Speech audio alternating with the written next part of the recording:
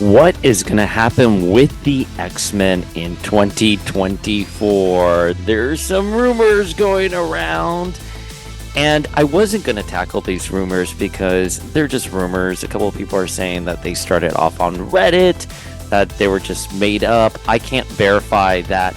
I did go to some of my sources and I asked, hey, what do you think about this rumored list? And they were like, it's true. And then another source was like, well, it's not all not true. So I don't know. Here's the thing. I don't know about these rumors circulating about the X-Men comics in 2024. I can give some speculation that I think is sure, going to happen. We can talk about some of the news that's sort of confirmed out there. But, one thing I'm going to tell you that I think is absolutely for sure, and this is something a source did kind of tell me, which is the X Office, as we know it, is going to be overcome, rise, and fall. That's it. The Crone Age is ending. A lot of the creatives are just not coming back. Apparently, not many people are happy with Tom Brevoort taking over the X books. I don't think the X books can get any worse than they are right now, if we're going to be quite honest. I mean, there's just a general lack of interest. And when I was talking to a contact, I said something to the effect of, oh, I can't believe the Crone Age is going to be ending with such a lackluster crossover.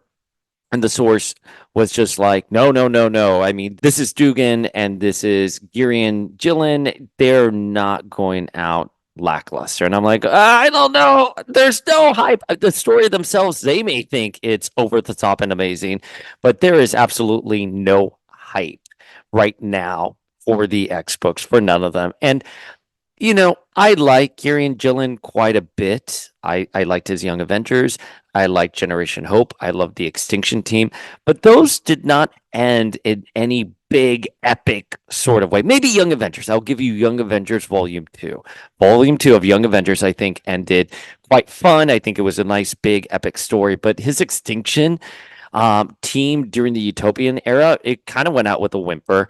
And Generation Hope, I mean, that book just faded away. I mean, how did it end? Did it end even with him where it was like Hope talking to the Five Lights and they're like, you're a good person, Hope Summers, nothing's ever going to change that, and it cuts to a photo of Dark Phoenix in a file, something like that.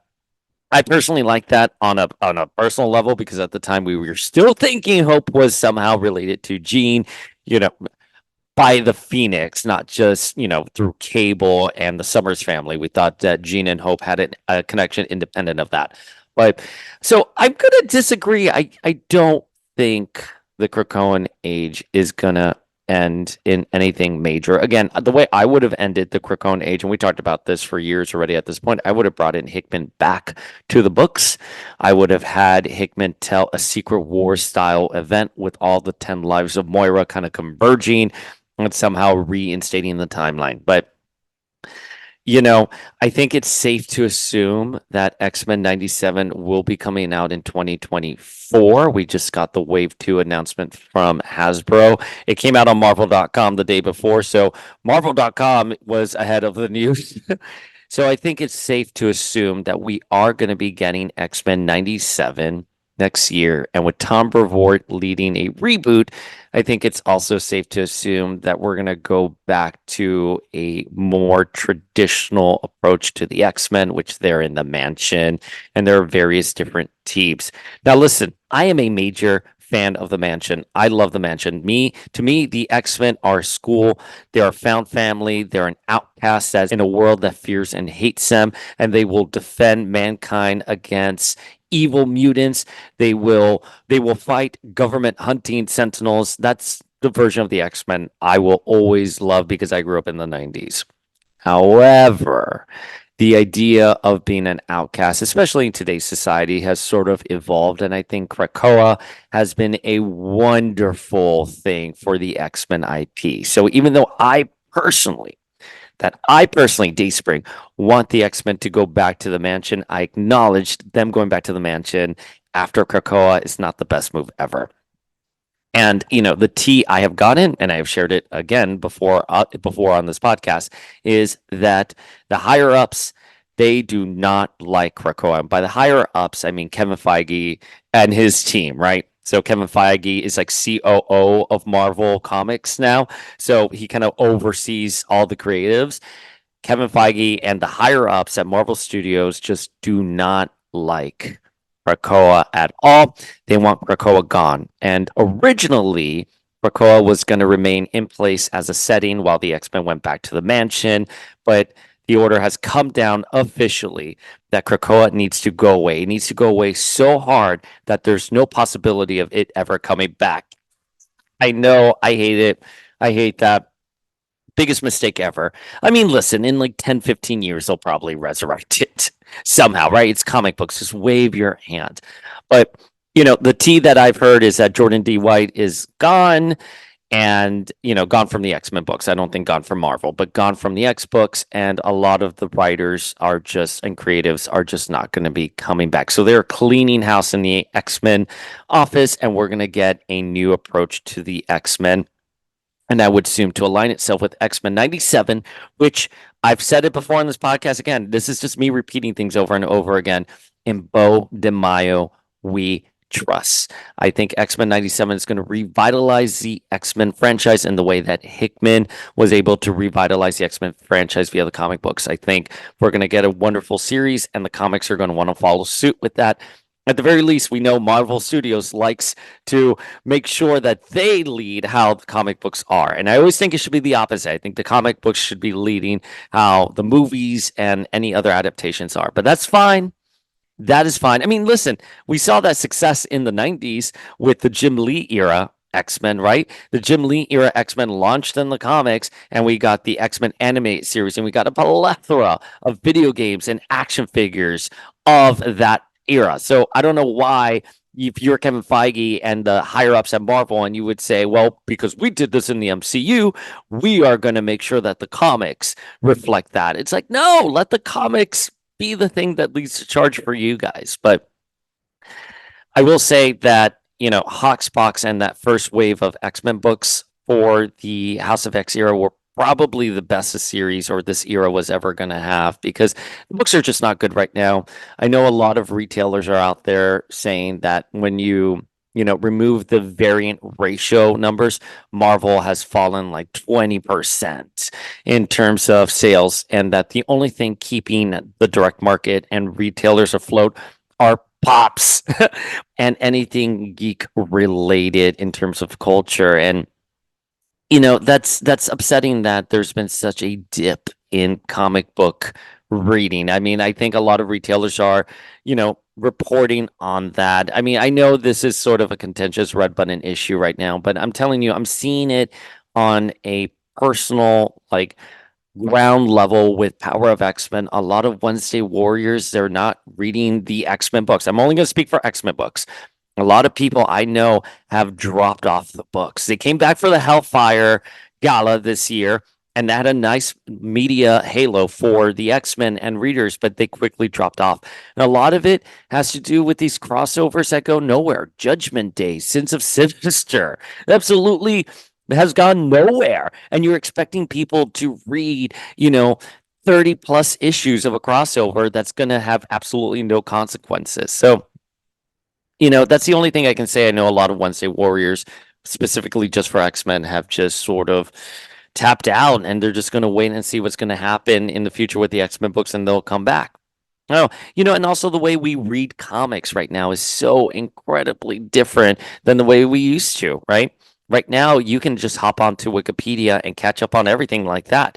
But in the 90s and early aughts, I would say even up until AVX, you had to go into the comic book store and read things as they happen if you wanted to be up to date. And we talked about this with Zeb Wells on the podcast a couple of years ago. I love this story so much, which is he was talking about why it's so special to be a comic book reader, growing up, and why a lot of these characters are so precious to some of us older readers, which was because we would have to go to the comic book store and we would have to pray that they had an issue that we wanted in a larger crossover. And oftentimes we would just pick up issue number 3 of a crossover and not know what happened in the first 2 issues. And then we'd have to go to the counter and ask people what happened. And we would act like little archaeologists and sort of piece together the story. I say this all the time, which is I remember trying to understand Madeline Pryor. And the only thing I had about Madeline Pryor when I was probably in like 5th, 6th grade was a little trading card, the Fleer Ultra trading cards with a little bio about Madeline Pryor. And then going to my comic book store and picking up one issue of Inferno and slowly piecing a complex character like Madeline together. That's why Madeline means so much to me. And then reading that she came back with Nate Gray, and I'm like, oh, what do you mean she's back? So the way we read comics now is it's extremely different. You can download anything onto an app and you can go on Wikipedia if you so choose. And also, in fairness to Kevin Feige and the higher ups, you talk to these young kids out there today, which if you would have asked me back in like 1995, am I a big X-Men fan? I'll be like, yes, I read the comics, I watch the cartoon.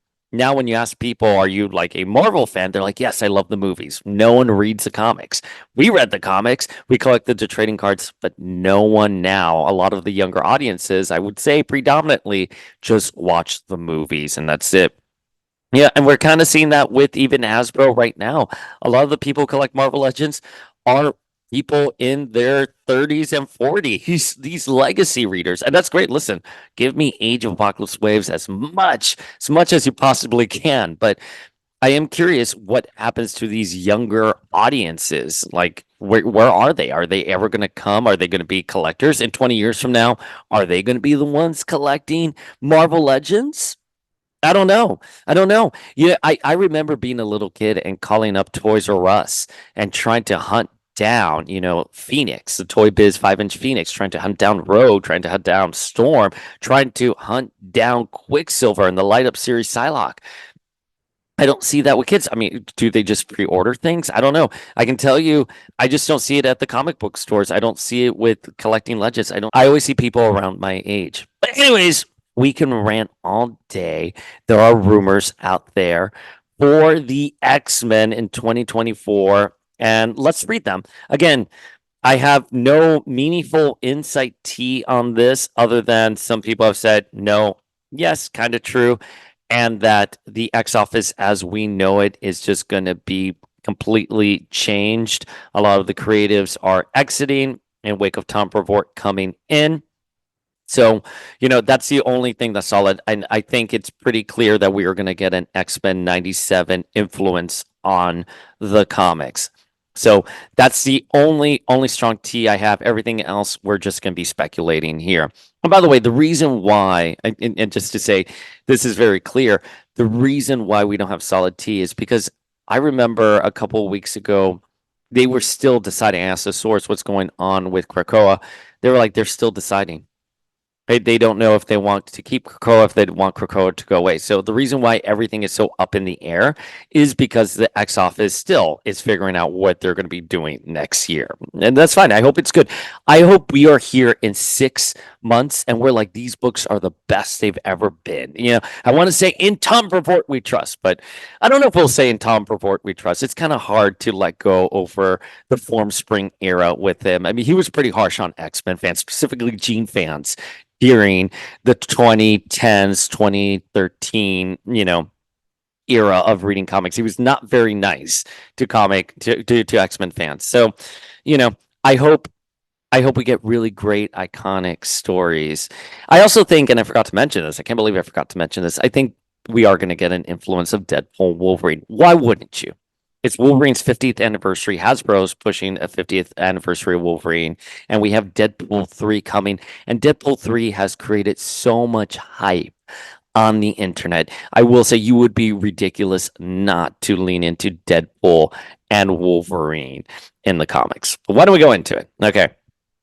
So again, these are grainy screenshots that have been sent to me by multiple people. So people are telling me this originated on Reddit. I have not been able to verify it. I have looked. I don't know where these rumors originated from. Leave them in the comments if you know. But either way, let's speculate and let's read them. Okay. By the end of Rise of the Powers of 10, Xavier, Emma, Apocalypse, Destiny, Moira, and Synch, and all four Sinisters will be gone. Despite the title, The Resurrection of Magneto will not actually resurrect Magneto. Cyclops and Jean will also be retired as characters for the foreseeable future following some Phoenix stuff. Classic Beasts will return and will reopen the Xavier School. Lore will be the primary Wolverine again. Logan will feature in Deadpool team-up book. No references to Krakoa, Araco, or Orcus going forward. Magic will do another heel turn and be positioned as the next big bad of the franchise. Big roles for Iron Man, Miss Marvel, Deadpool, and Jubilee. Okay, so by the end of the Rise of the Powers of 10, Xavier, Emma, Apocalypse, Destiny, Moira, Synch, and all four Sinisters will be gone. Okay, I do believe Moira is going to be gone 100%. Like, get her off the table. I don't know why you would get Apocalypse gone, though, because Apocalypse has been gone. Even though he started off strong in the Krakoan era, he has been largely absent. Xavier and Emma, I don't know. If you're going to go back to classic X-Men, have Xavier and Emma there. You know what I mean?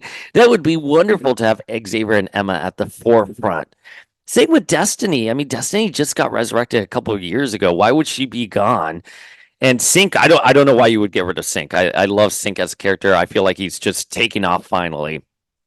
All four Sinisters will be gone. That's fine. I think everything going on with Sinister is so muddled and complicated. Even me as an X-Men fan, I'm just like, I'm done with Sinister.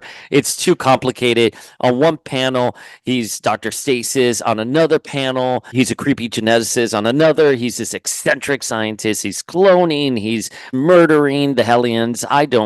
There's too much going on with Sinister. He's a clone. He has DNA of Thunderbird. It's too all over the place with Sinister. So if you're going to wipe the slate clean with Sinister and give us something better, great.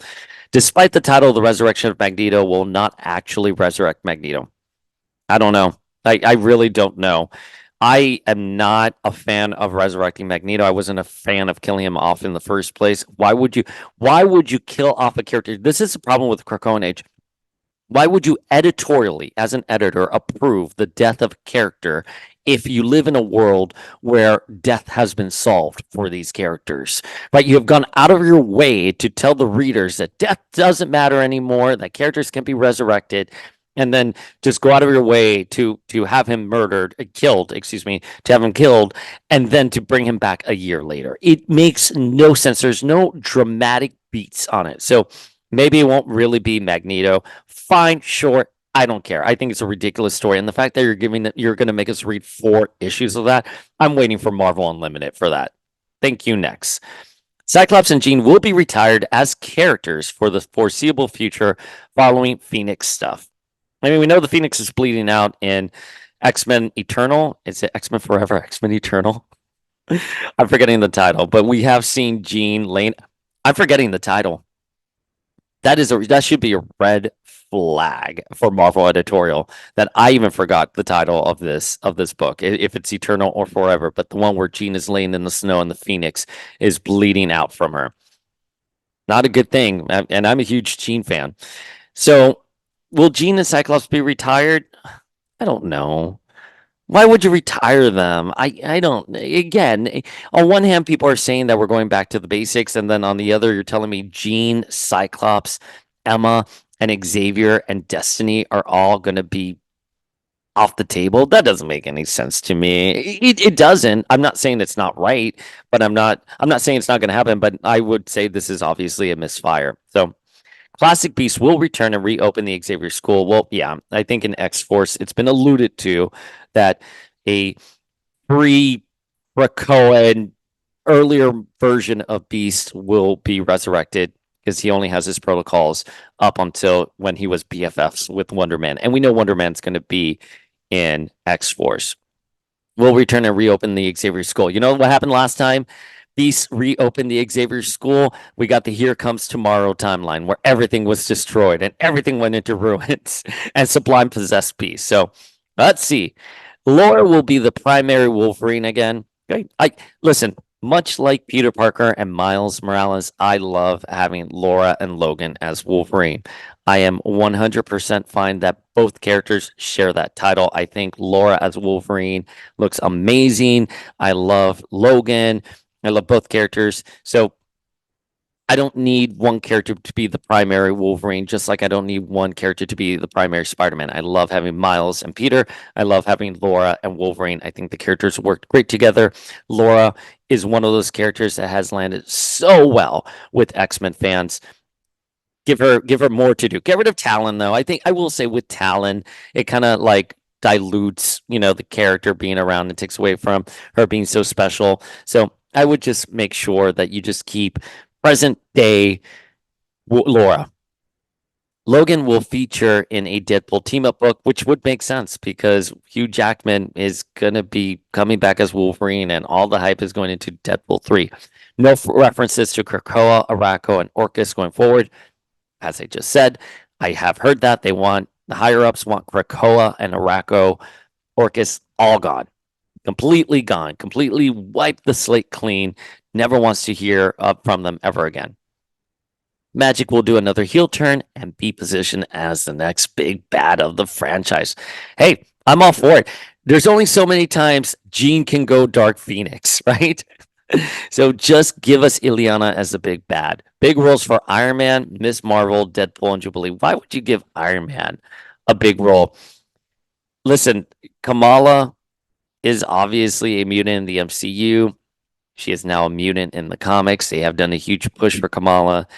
I would just say the Marvel's tanked. Her show is the least watched Disney Plus show out there.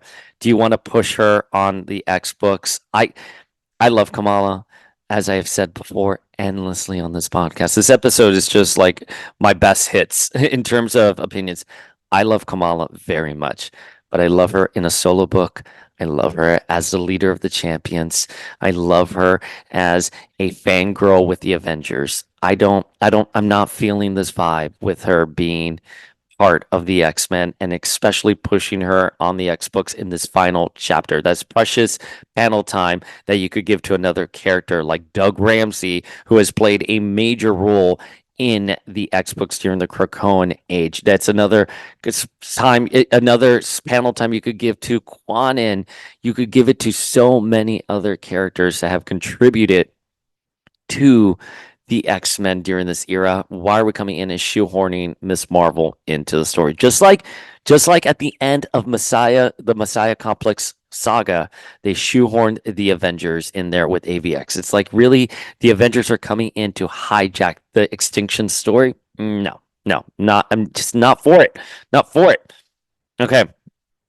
Here's the second half of the rumors with a breakdown of the titles and the creatives with a little bit more information. We can go through it. The new X-Men titles are working titles, which means they're subject to change. But the main characters are spelled out in the titles to fortify the strategic direction described above. Our source asserts this is a core list of titles of the Revort era. Okay. Uncanny X-Men, written by Gail Simone, and it's a Jubilee-led team. I love Gail Simone, so if she's going to be writing Uncanny X-Men, great. I have a friend who said that it's somehow been confirmed that Gail Simone is going to be writing Uncanny X-Men. Someone who's not part of the industry, they just told me that it was confirmed. I haven't seen that confirmation come in. I didn't see anything concrete or solid. So if it's confirmed that Gail Simone's going to be writing Uncanny X-Men, welcome, Gail Simone. Very happy to have you. Love you as a writer. Please come give us a good Uncanny X-Men. Jubilee-led team. There are certain characters that I just don't think work as leaders, right, of the team. I'm not saying that they can't have leadership style roles, but I just always picture Jubilee as sort of this misfit, goes against the grain kind of character, right? This is why Wolverine leading the Xavier School. This is why Wolverine being headmaster of the Xavier Institute doesn't really work, because you need someone like Jean or Cyclops or Storm or Xavier to be in the role of headmaster, not Wolverine. Wolverine's the one who pops the claws, it goes out there, drinks his beer, and and is a morally great character, much like Jubilee. I will say she still reads very young to me. I know she has been a vampire. I know she's been a mom. I know she has presumably graduated from her Generation X days. But Jubilee for me will always be that misfit on the team who kind of comes in, is seasoned, and is seasoned and thinks she knows better, but still hasn't quite stepped up to that leadership role. Maybe this is the journey we would have her. I will say, as written by Gail Simone, I can see Gail Simone writing a really good Jubilee. But you have to, if you're going to tell me Jubilee is going to be a leader, you're going to have to explain why the fuck she was pointing up at the sky at Nimrod coming to stomp on her. And she's like, look, a shooting star. I have no faith in Jubilee as a leader because of that scene. So, but let's see. Listen, if you're going to give me Gail Simone writing Uncanny X-Men and Jubilee is going to be at the center of that story, I'm here for it. I've never truly loved Jubilee as a character until she was in Generation X. That's probably where I really started loving the character. I liked her in the anime series, but as an adult, when I've gone back and reread some of her stories, I'm like, wow, Jubilee is kind of a brat. Like during the Phalanx Covenant, she told Emma Frost, what did she tell Emma Frost?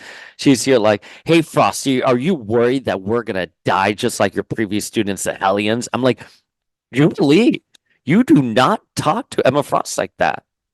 And Jubilee in the 90s very much reads to me like a Bart Simpson style character on the team, which is great. Again, Bart Simpson style character on the team is a fantastic role to have, but it's not a leadership role. Just my opinion. Next title is Iron Man and the X-Men, written by Dan Slott, described as X-Men as Avengers.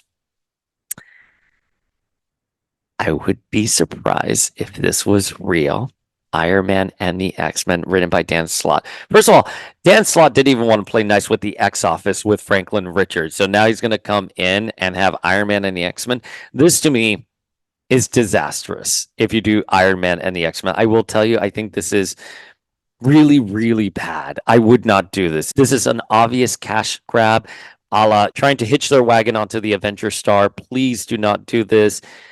I don't really have an opinion on Dan Slott as a writer. I've read his stories. I've been okay with it. I happen to think that Superior Spider-Man was actually a very fun time in the Spider-Man books. We knew Peter Parker wasn't going to stay dead and Otto wasn't going to be in Peter's body forever. So I think there was a lot of like anxiousness during that era, but when I go back and read the books and as I was reading them, I was okay with them. I liked them very much. But him taking Franklin and not making Franklin a mutant left a really bad taste in my mouth. So, Iron Man and the X-Men, let's see where they go. This next title makes perfect sense to me, by the way, which is Deadpool and the X-Men. Yes, I do believe that Marvel would pull something like this, Deadpool and the X-Men. And so it also reads here, all Deadpool and X-Force books pitched and developed by Rob Liefeld. I don't know what bandwidth Liefeld has.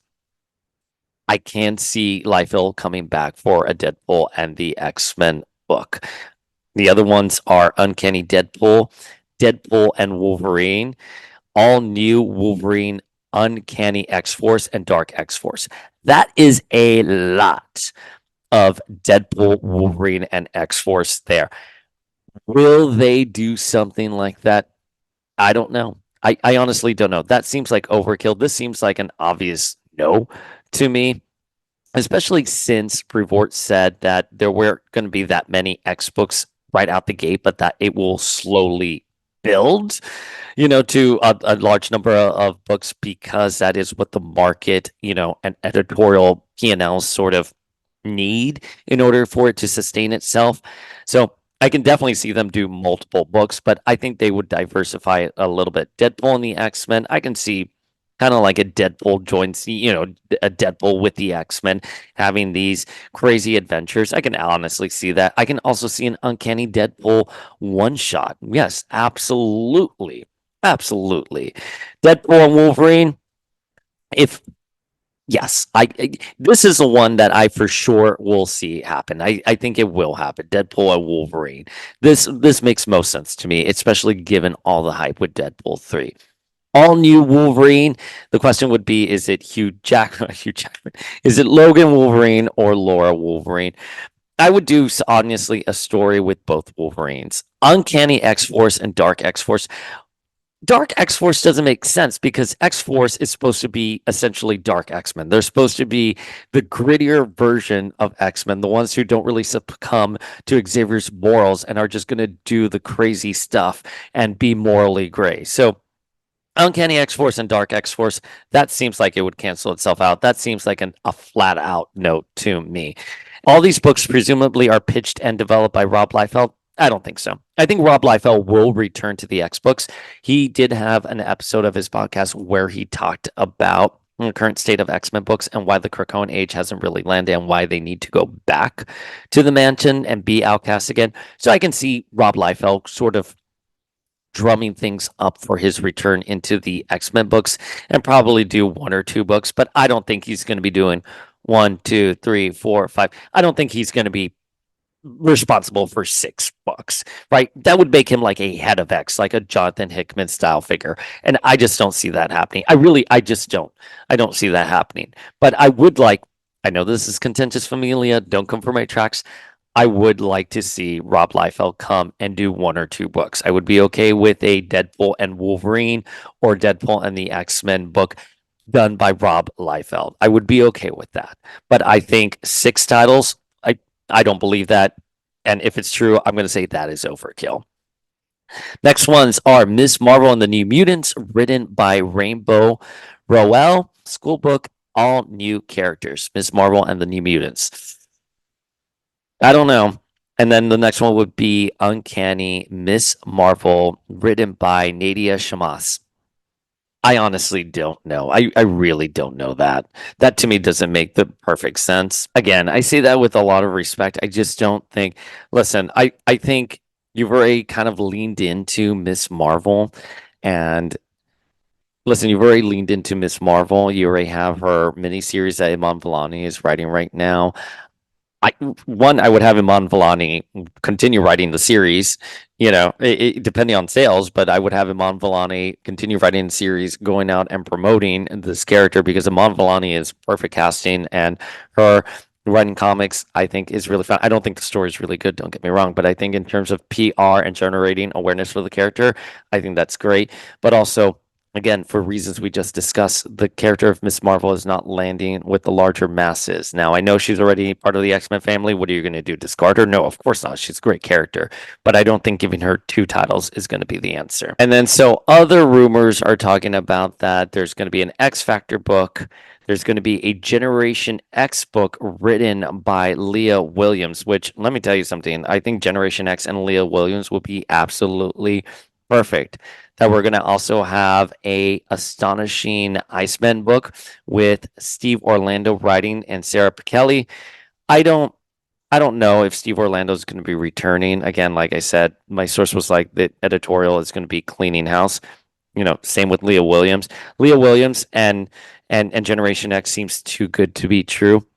And I think Leah Williams, there are some flaws in her writing that have never really quite landed with me, but Exterminators was such a fun book. If she can channel that energy into a Generation X book and sprinkle in some of what she did with X Factor, I will be so happy with that. So a couple of common denominators with the rumors out there is that Ms. Marvel will have a title, that Uncanny X-Men is returning, and that Magic is a major player as a big bad, and that the question mark is on Magneto, how he's going to be returning, and that Rob Liefeld is going to be returning to the X book. So, that's something that everyone seems to be talking about.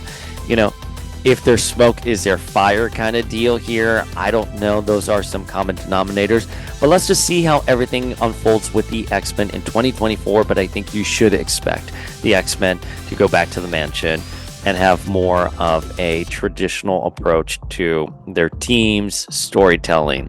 So, Familia, what do you think? What do you want to see out of the X-Men 2024? Again, these are just rumors. We're just breaking down rumors. Tell us in the comments below what you want, and we'll see you guys later.